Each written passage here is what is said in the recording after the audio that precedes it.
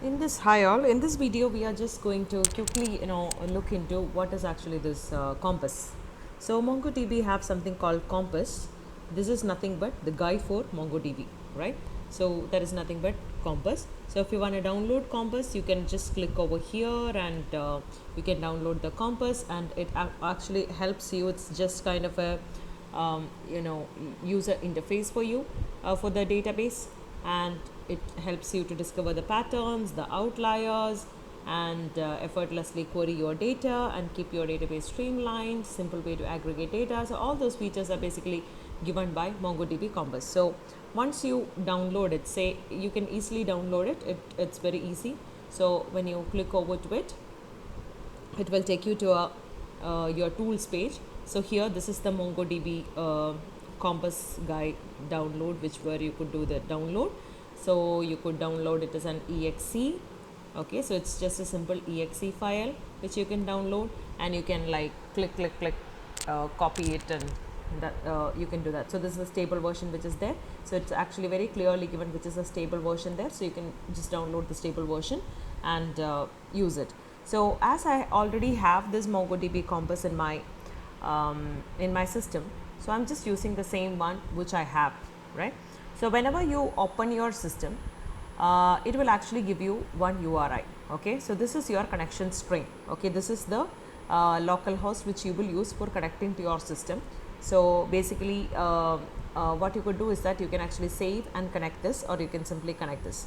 So once you connect it, you will be taken to a page where you could see all your databases. So these are all the databases which I have already used. So basically when you look over, when you create a new one, you will have this admin, you will have config, and you will have local. So these are the three things which will be there. This blog, eblog, and all other ones which I have actually created for my own purposes.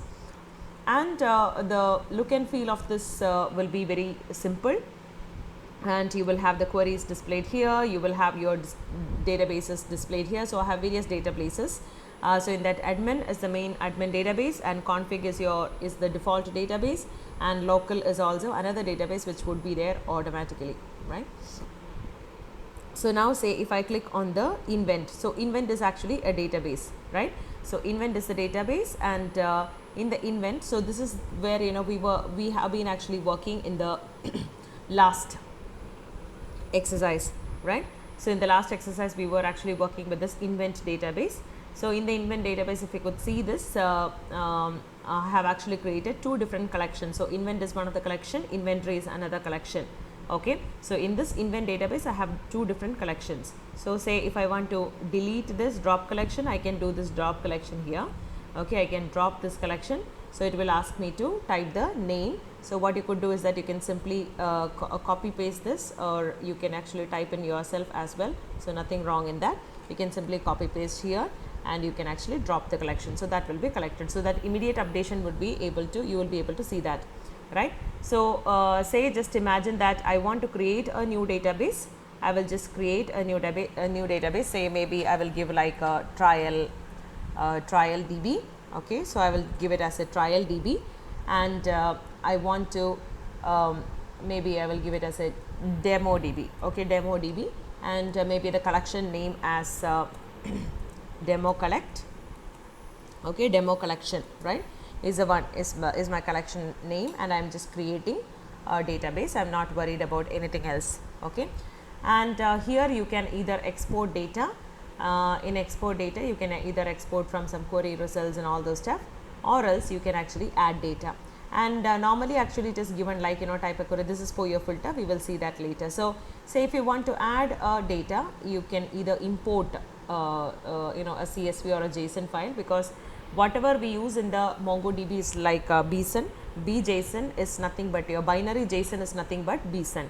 Okay, so here you can actually insert a document. Say by default when you see there will be an ID associated with the, so this ID, this underscore ID which you have seen before in your in any of your MongoDB collection. So you have seen this ID, right? So this ID is actually not given by us. This ID is basically given to the documents by MongoDB itself, right? So you could actually, even if you delete this, this will be automatically, created by MongoDB. So say, just imagine that you are going to create a collection. So in the collection, say, just say for the demo, right? So demo title. So I have a demo title. So demo title, say I can give it like this is my demo title, and just imagine that this is something like a book database. So demo title, so say you can give the name as maybe Wimpy Kid. Okay, so Wimpy Kid, and then you can actually give like the author. Say I'm just saying like the author. Okay, so for the author you could give the name as I don't remember the author of Wimpy Kid, so I'm just saying like XXX. Okay, and another thing is that, say, pages in the book. So if I could give the pages in the book, I would say something like, say, 556 or something like that, 789 or whatever it is. And then you could say the rating of the book. Okay, say I'm giving the rating of the book as say 10 itself. So if I have this data like this, if I have created the data like this, and what you could do is that you can actually if there is any error or anything like that, it will not allow us to basically do create it. So I have just corrected this a little bit because I have forgotten to put this comma. That was the issue. So I've just added the correct author as well. So this is actually Diary of Wimpy Kid.